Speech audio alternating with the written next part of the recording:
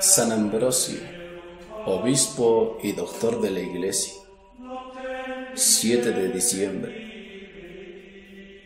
Al conocer la actitud del pueblo, el funcionario público creyó que era su deber presentarse en medio de la multitud. Pronto, su palabra elocuente y calmada logró tranquilizar los ánimos. Apenas había terminado de hablar cuando se oyó una voz infantil que decía: «Ambrosio obispo».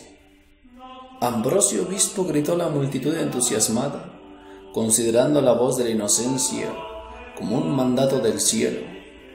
El clero se unió a la aclamación general. Se consultó al papa y al emperador. Los dos estuvieron de acuerdo con lo hecho, pero cuando los obispos fueron en busca del elegido para consagrarle, vieron que no estaba en la ciudad. Había buscado un refugio en el campo y solo gracias a la traición de un amigo pudieron encontrarle. «No conozco tu rostro», le decía San Basilio, «pero la belleza de tu alma está delante de mis ojos. Del seno de la ciudad real, Dios ha escogido un hombre, reconocido por su sabiduría, por su nacimiento, por la hermosura de su vida, por la elocuencia de su palabra. Le ha escogido y le ha puesto al frente del pueblo cristiano». La más bella figura episcopal del Oriente saludaba al tipo perfecto de la Iglesia en Occidente. Ambrosio comprendió la grandeza de su nueva dignidad. Su vida sencilla y grave se hizo ahora austera y penitente. Distribuyó a los pobres todo el dinero que tenía y les aseguró la propiedad de sus inmuebles. Al orador experto sucede el predicador del Evangelio, pero bajo el palio episcopal y el cilicio de penitente seguía viviendo el mismo espíritu fino y aristocrático. Es necesario, decía, que en el sacerdote no se encuentre nada vulgar, nada común, nada mundano, nada que respire la manera de ser de la multitud sin educación. Los pobres eran sus hijos, les amaba, les adoraba como a los pies de Cristo, según su propia expresión. Con los niños era tierno como una madre, con los pecadores infinitamente misericordioso. Siempre que alguien venía a confesarse con él y a recibir la penitencia, cuenta su secretario, Ambrosio derramaba tantas lágrimas que el penitente se veía obligado a llorar con él, de manera que cualquiera que los hubiera visto pensaría que el culpable era el obispo. El fruto de su trabajo comenzó a verse en aquellos bellos tratados cuya aparición saludaban con entusiasmo toda la cristiandad: el de los sacramentos y los misterios, el de los patriarcas, el del Espíritu Santo, el de las vírgenes y las viudas, los comentarios escriturísticos, los elogios de las grandes figuras bíblicas, el libro de la penitencia. Ambrosio sobresale sobre todo como moralista. Censura la Roma decadente o el afeminamiento de los clarísimos descendientes de los grecos. Pinta a la mujer que, con adornos y maquillajes excesivos, se empeñaba en parecer distinta de lo que era en realidad. Semejante a una estatua bajo una cortina, se le mira como un objeto curioso. Lleva las orejas perforadas, su cuello se dobla bajo el peso del metal y el oro y los brillantes relumbran en su pecho. Las argollas resuenan en sus tobillos. «Dichosas ustedes», exclama Ambrosio, dirigiéndose a las vírgenes, «pues ignoran tales tormentos. Su pudor es su hermosura, una hermosura que no teme los estragos del tiempo y que agrada a quien más importa, a Dios». El tema de la virginidad era uno de los que Ambrosio trataba con más entusiasmo, hasta el punto de que las madres llegaban a encerrar a sus hijas para que no fueran a escucharle. Y en Milán empezaban a levantarse voces contra él. «Se me acusa», decía, «de predicar la castidad. Si ese es un crimen, me honro con él, y confesarle en voz alta no es perjudicar mi causa, sino servirla.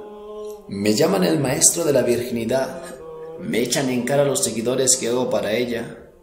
Ojalá tuvieran muchas acusaciones como esta que presentar contra mí. Tenue era su voz, pero su discurso, vigoroso y claro, nutrido en los grandes escritores de la antigüedad, armonioso y figurado, como el de un discípulo de Virgilio, preciso, como el de un jurista consumado, cautivaba a la vez a los sabios y al pueblo.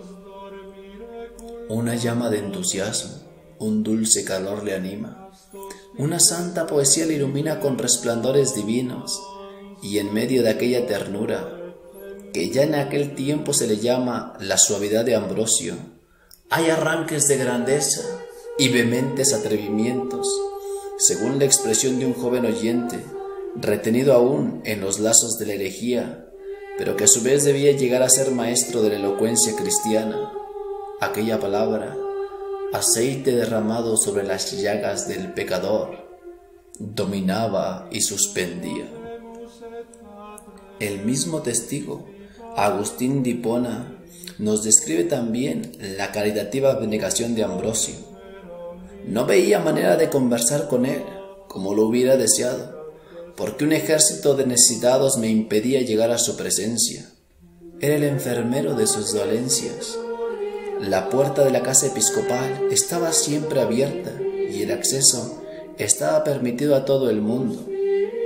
Los pobres, los que dudaban de su fe, los pecadores, todos los que necesitaban algún consuelo, desfilaban sin cesar delante de él. Entre los demás iba también el gran orador de Hipona, Agustín. Alguna vez le encontré solo, pero no me atreví a interrumpir su meditación. Me sentaba, y después de haber pasado largo rato contemplándole en silencio, ¿quién se hubiera atrevido a interrumpir una atención tan profunda? Me retiraba, pensando que era cruel molestarle en el poco tiempo que se reservaba para reconcentrar su espíritu en medio de la multitud de los negocios. ¿Quién será tan duro de corazón?, decía Ambrosio, que no dé cuanto tiene por rescatar a un hombre condenado a la muerte o a una mujer expuesta a la deshonra. Más vale salvar las almas que conservar el oro. Si la iglesia tiene oro, no es para conservarlo, es para derramarlo entre los desgraciados. Sin embargo, había quienes criticaban la conducta del obispo. Eran los arrianos.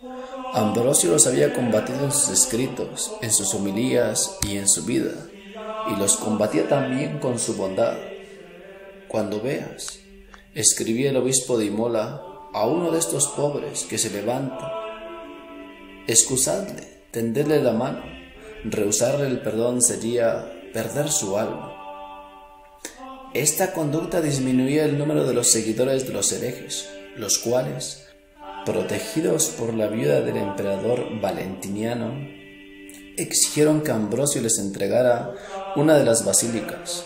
La lucha entre la emperatriz y el obispo es uno de los pasos más dramáticos de la vida de Ambrosio, y su grandeza aparece aún mayor si pensamos que el obispo acababa de salvar la vida y el trono al hijo de su perseguidora con una diplomacia vilísima en la corte del usurpador Máximo.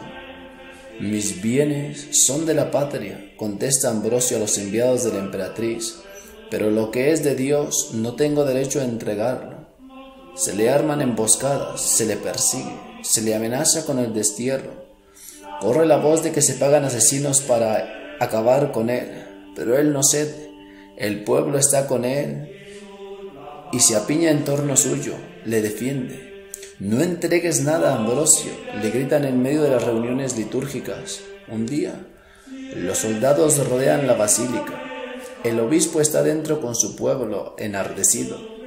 El asedio se prolonga y los sitiados entretienen los días oyendo a su sacerdote, rezando salmos y cantando himnos tan hermosos que los mismos legionarios entran en el templo y se juntan a la multitud. Aquellos himnos habían sido compuestos por Ambrosio. No había en ellos armonías clásicas, pero sí juventud y entusiasmo.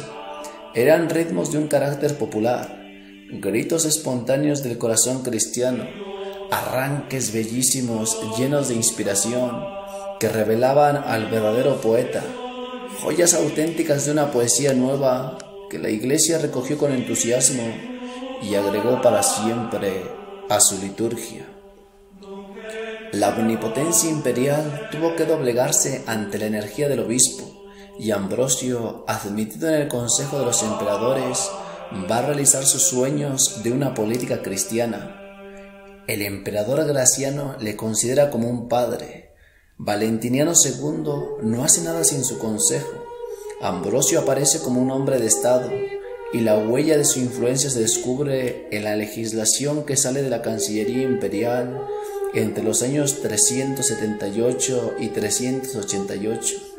En este último año, Teodosio viene a Occidente y derrota al usurpador Máximo. El gran emperador y el gran obispo se encuentran en Milán. Habían nacido para entenderse, y un mismo programa político, basado en la unión estrecha entre la Iglesia y el Estado, acaban de unir sus almas. Y esta inteligencia vino a robustecer hasta con los mismos conflictos. Uno de ellos fue provocado por la matanza de Tesalónica. El gobernador de la ciudad había metido en la cárcel a un payaso del circo, muy querido por la multitud. El pueblo, al saberlo, se había amotinado y cometido 1000 atropellos y asesinado al gobernador y a otros magistrados. Teodosio se dejó arrebatar por la ira. Ya que toda la población es cómplice del crimen, dijo, que toda sufra el castigo. Después revocó la sentencia, pero ya era demasiado tarde. 7000 cadáveres yacían en el circo de Tesalónica. Ambrosio comprendió que debía actuar enérgicamente. Lo que se ha hecho, escribía, no tiene cosa que se le parezca en la memoria de los hombres. El único remedio al mal testimonio es el arrepentimiento. Como si nada hubiera pasado, el emperador se presentó a las puertas de la basílica, pero el obispo le cortó el paso, diciéndole con severidad, «Detente, emperador, ¿cómo te atreverás a pisar el santuario? ¿Cómo podrás tocar con tus manos el cuerpo de Cristo? ¿Cómo podrás acercar tus labios para poder beber su sangre? Cuando por una palabra proferida en un momento de ira has hecho perder la vida a tantos inocentes». Al oír estas palabras, el emperador bajó la cabeza y, llorando, se regresó a su palacio. Solo 8 meses más tarde, el día de Navidad del 390, se decidió a presentarse en la iglesia, diciendo al obispo, «Vengo a solicitar el remedio que puede curar mi alma».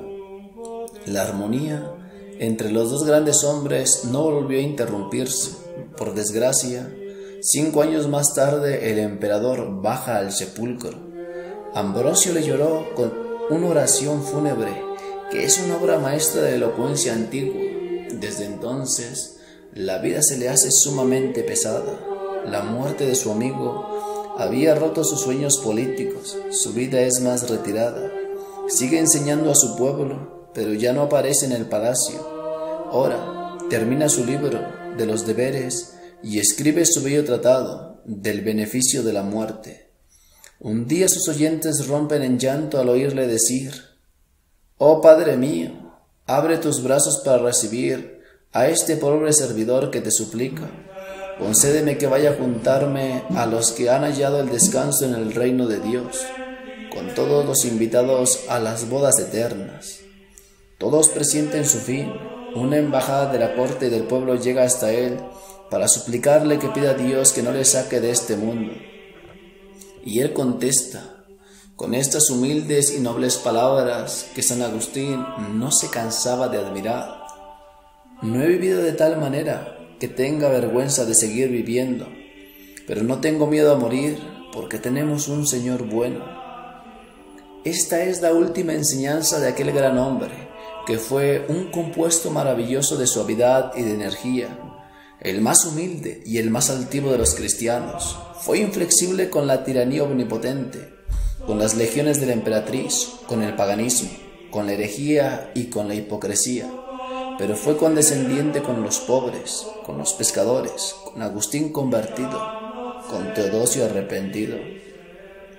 Gran ciudadano y obispo incomparable, amó la patria como un antiguo romano y a la Iglesia como un confesor de la fe. Aquella Iglesia que le considera como uno de sus más grandes héroes y de la cual él dijo aquellas palabras famosas: donde está Pedro, ahí está la Iglesia, y donde está la Iglesia, ahí no reina la muerte, sino la vida eterna. Si los grandes hombres son aquellos que extienden las fronteras de la verdad y del amor, pocos como San Ambrosio tienen el derecho a entrar en esa gloriosa nobleza. Su vida y sus obras son un esfuerzo gigantesco para hacer triunfar el amor y la verdad entre los hombres. Y en ese esfuerzo está el germen de una nueva sociedad, el código que regirá en el mundo que ha de venir, la legislación y el programa de la generación futura. Ambrosio fue uno de los padres de la Iglesia, uno de los más grandes. Todo el mundo procede de él.